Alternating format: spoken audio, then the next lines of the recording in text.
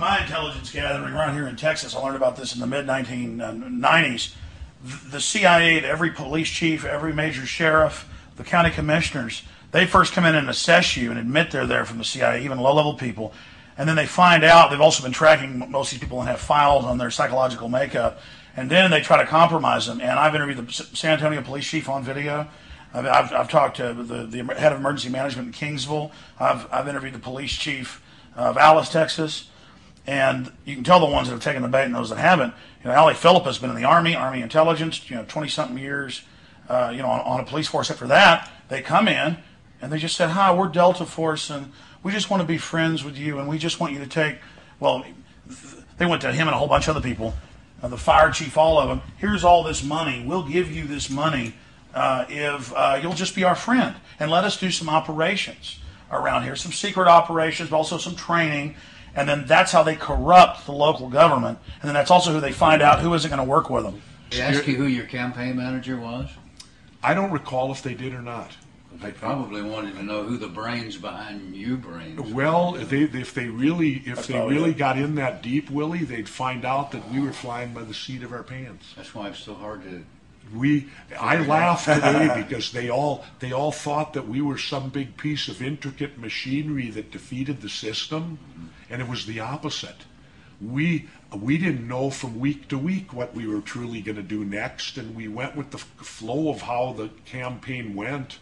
And I laugh because I only raised $300,000. Well, you caught a wave of also popular discontent, and people liked you. Well, the big thing was because I didn't have to buy name recognition in Minnesota.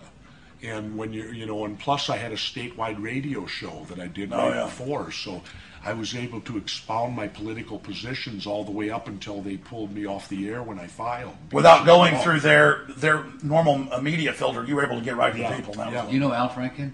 Yeah. He's running for senator. But I oppose him. Yeah.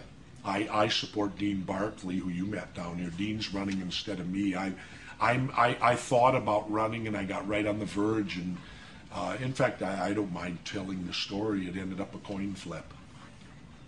That you either were or would not. Yeah, because I came home that day and it was 4 o'clock, and my wife and we looked at each other, and I said, well, what should I do? The filing closed at 5. I knew I had to leave at 4 to get there by 4:30 to complete it in time.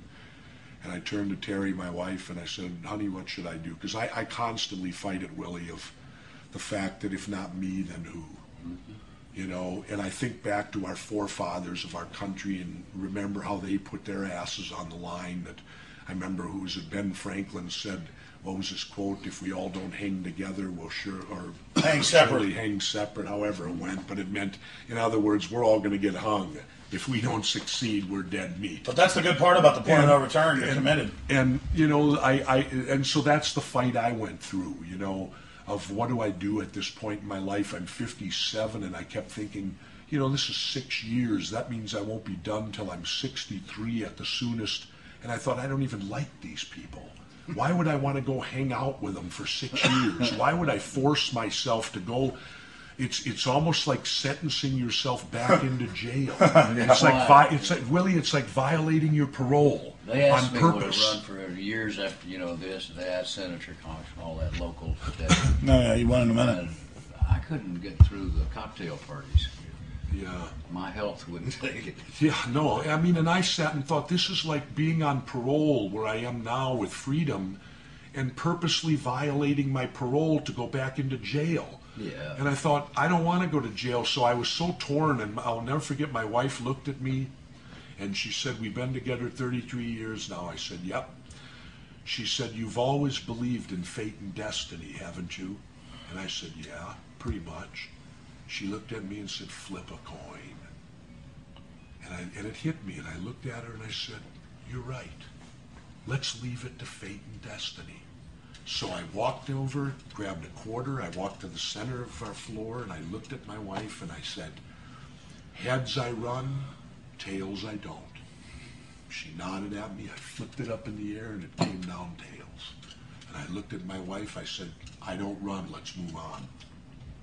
And she actually broke down and looked at me and goes, you don't want to go 2 out of 3? And I said, if I do that, then it was failed to do it in the first place. Yeah. I said, I can't do that. That's I said, we neat. left it to fate and destiny, and fate spoke. If I was meant to have run, it would have came up heads. I believe that. Yeah, and it came up tails, and so I moved on from that point, and I've tried not to look back. That's when I called you, Alex, and said I'm not running. Yeah. You know, because that was what did it.